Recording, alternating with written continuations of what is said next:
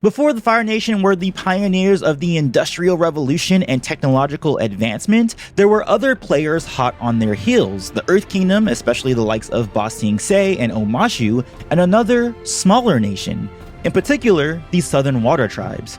Let's talk about how and why the Water Tribes failed to keep up with their neighbors because of their constant conflict between nature and industry. Hey folks, my name is Antoine, your resident geek, giving you theories and discussion for all things Avatar, and today we'll be diving into the all-new information about the Water Tribe's technological advancements during the era of Roku. As a note, all information from this point on is coming within a 4-year period in the Avatar timeline between Fire Lord Sozin's coronation in 58 BG, before the Airbender genocide, to Avatar Roku's wedding in 54 BG. As always, this information is all being sourced from the canon Avatar Legends role-playing game. If you want to stay up to date as I go through my coverage of all the lore, don't forget to subscribe so you don't miss a thing.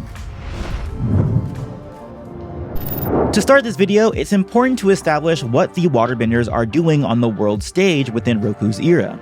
During this time period, they are in flux and trying to figure out what their role is, with some citizens believing that they should pay more mind to the spirits in nature, such as Taqukaq, who we spoke about in this video, and there are others who believe the Water Tribes are going to be left behind if they don't keep up with the Earth Kingdom and Fire Nation, who are moving fast with their industrial progression. It's those tribespeople, those who are in favor of industrial progression, who we will look at today. What's most interesting about this dichotomy between nature versus industry is that it was the North that was more in favor of keeping to tradition, which makes sense, since hundreds of years later it would be Unalaq of the North who had a deeper connection with the spirits, whereas the South was far more okay with modernizing themselves in opposition to spirits, which is covered in the comics North and South, and even more so in Book 2 of Legend of Korra. This is particularly interesting because the South, who were invested in the ways of the future, were the ones who suffered the most during the 100-year war against the Fire Nation, while the North fared much better. Perhaps it's a case of Northern waterbending being stronger because of their deeper ties to nature, but that's just speculation on my part. To segue further into this topic, let's first start with Avatar Roku himself. As I presumed before, it would seem as though the North had stronger bending all around, or at least spirit-based bending. We've seen this with Taqukaq with Unalaq hundreds of years later, and it would seem that the waterbending master Taqukaq would share in this as well. When it was time for Roku to master waterbending, he refused to be taught by anyone else besides Master Taqukaq, who we've seen in the original show for a very brief time. However, Taqukaq was wary of training the Fire Avatar since he, like the other Northern tribespeople, did not trust the Fire Nation and their motivations, and believed a Fire Avatar would hold more loyalty to the Fire Nation, which is something I discussed before in this video here with regards to Avatar Zito. To convince Taqukaq of his sincerity, Avatar Roku lived within the Northern Water Tribe for several years before getting a single lesson from the Water Master. Taqukaq is described as a very kind, soft-spoken man with an innate charisma and a force of a personality. The reason he was so hesitant to teach Avatar Roku has a lot to do with the dichotomy of nature versus industry, as he has been investigating allegations that the Fire Nation stole Water Tribe technology for their own devices, which we'll get into more later in this video. For those who play the Avatar Legends campaign, they should know that the only way they can work with Taqukaq is by first earning his trust.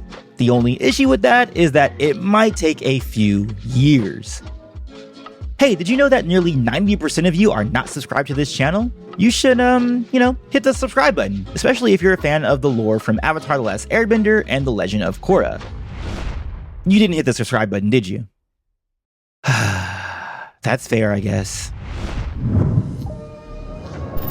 This next character, whose name is Tiqriganiannig, Tiq for short, which is totally what I'll be calling her from here on out. This character could be an ancestor of Varrick, the entrepreneur inventor from Legend of Korra, and after you hear about her, I think you'll agree.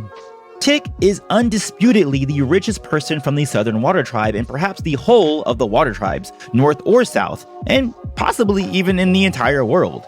Her fortune was amassed on the back of textile sales and art sales, specifically among the Earth Kingdom, the most populous of all the nations. She avidly supports Taqukaq, the Southern Water Tribe chieftain who is a modernist and who wants to bring the water tribes out of the past and into the future, much like the Fire Nation with their budding industrial revolution and the Earth Kingdom as well. Both Taqukaq and Tiq both wish to have a more worldly influence, Taqukaq through diplomatic harmony and Tiq through the cultural influence of her fashion statements, which can be seen throughout the Earth Kingdom.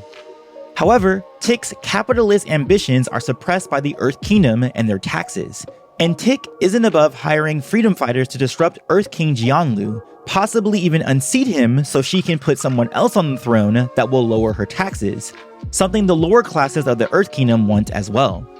For someone who would go to such great lengths just to make a greater profit, almost to the point where she's kind of villainous, it sure does sound like a certain businessman from the Legend of Korra series, don't you think?